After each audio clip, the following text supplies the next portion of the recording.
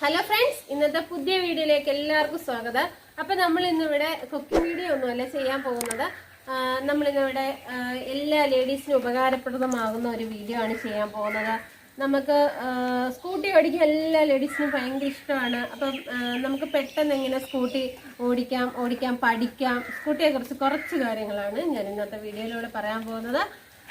അപ്പോൾ വീഡിയോ ഫുള്ളായിട്ട് കാണാൻ എല്ലാവരും ശ്രമിക്കുക. സബ്സ്ക്രൈബ് ചെയ്യുക, സപ്പോർട്ട് ചെയ്യുക, തൊട്ടടുത്ത് കാണുന്ന ബെല്ലൈക്കണും ക്ലിക്ക് ചെയ്യുക. നിങ്ങൾക്ക് വീഡിയോ ഫുള്ളായിട്ട് കണ്ടിഷ്ടപ്പെട്ടാൽ നിങ്ങളുടെ ഫ്രണ്ട്സിനൊക്കെ ഒന്ന് ഷെയർ ചെയ്ത് കൊടുക്കുക.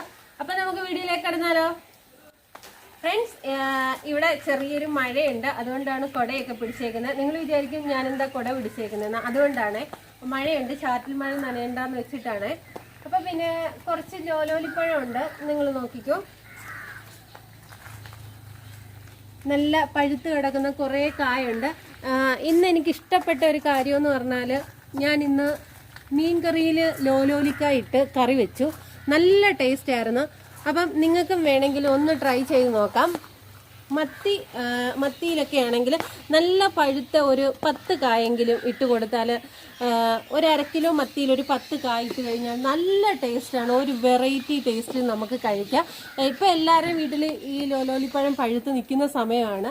അപ്പം ഞാനിന്നൊരു 10 കായോളം ഇട്ടു. ഭയങ്കര ടേസ്റ്റായിരുന്നു, അടിപൊളി ടേസ്റ്റായിരുന്നു. നല്ല നെയ്മത്തിയിൽ ലോലോലിപ്പഴം ഇട്ട് നമുക്ക് മീൻകറി വെച്ചാൽ അടിപൊളിയാണ്. അപ്പം നിങ്ങളൊന്ന് ട്രൈ ചെയ്ത് നോക്കണേ. അപ്പം നമ്മുടെ വീഡിയോയിലേക്ക് നമുക്ക് പോകാം.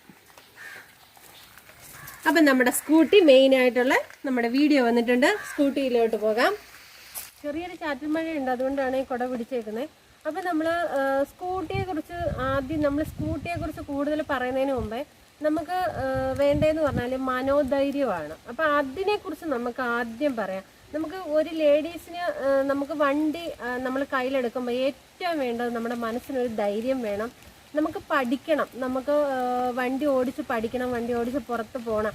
മറ്റുള്ളവർ വണ്ടി ഓടിക്കുമ്പോൾ അതിനെ കണ്ടിട്ട് അയ്യോ അത് വണ്ടി ഓടിക്കുന്നില്ല, എനിക്ക് ഓടിക്കാൻ പറ്റുന്നില്ലല്ലോ എന്ന് ചിന്തിക്കാതെ നമുക്കും ഓടിക്കാൻ പറ്റുമെന്ന് തന്നെ നമ്മൾ ചിന്തിക്കുക.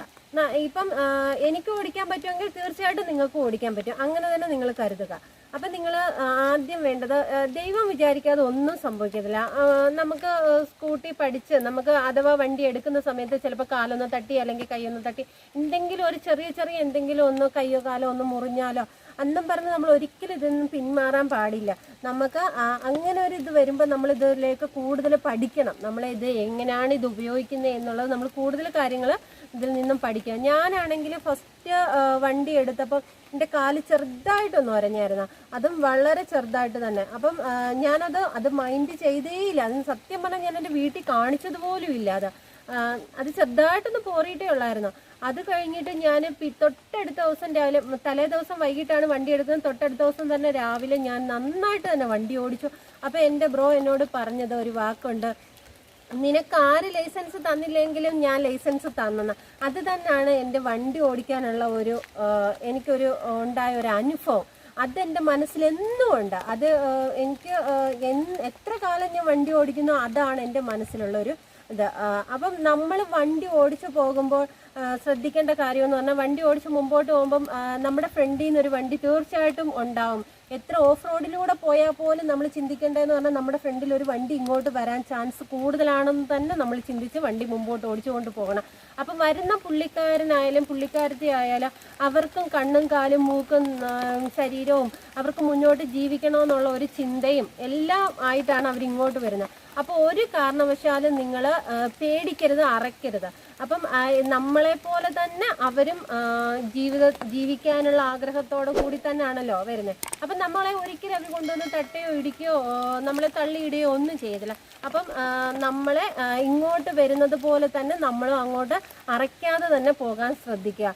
ചില ആൾ ഞാൻ കണ്ടിട്ടുണ്ട്, ഫസ്റ്റ് ഒക്കെ പഠിക്കുന്ന പിള്ളേരൊക്കെ എനിക്കറിയാവുന്നവരൊക്കെ ചെയ്തിട്ടുള്ള കാര്യം എന്ന് പറഞ്ഞാൽ, വണ്ടി നന്നായിട്ട് ഓടിക്കും, പക്ഷെ എന്നാലും വണ്ടി എടുത്തുകൊണ്ട് പോകുമ്പോൾ അവിടുന്ന് ഒരു വണ്ടി വരുമ്പോഴത്തേനും അവരുടെ എല്ലാം കഴിഞ്ഞു, അവരാകെ അങ്ങ് പേടിച്ച് അങ്ങ് വല്ലാതാവും. പക്ഷെ ഒരിക്കലും അങ്ങനെ ആകരുത്. നമ്മൾ വണ്ടി എടുത്തു പോയാൽ നമ്മൾ നല്ല കോൺഫിഡൻസോട് കൂടി തന്നെ വണ്ടി ഓടിക്കുക.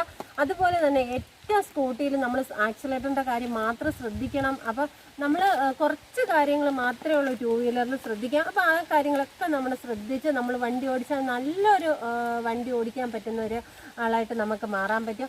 എന്നെ സംബന്ധിച്ചെന്ന് പറഞ്ഞാൽ ഏത് വണ്ടി ആയാലും എനിക്ക് ഓടിക്കാൻ ഒരുപാട് ഇഷ്ടമാണ്.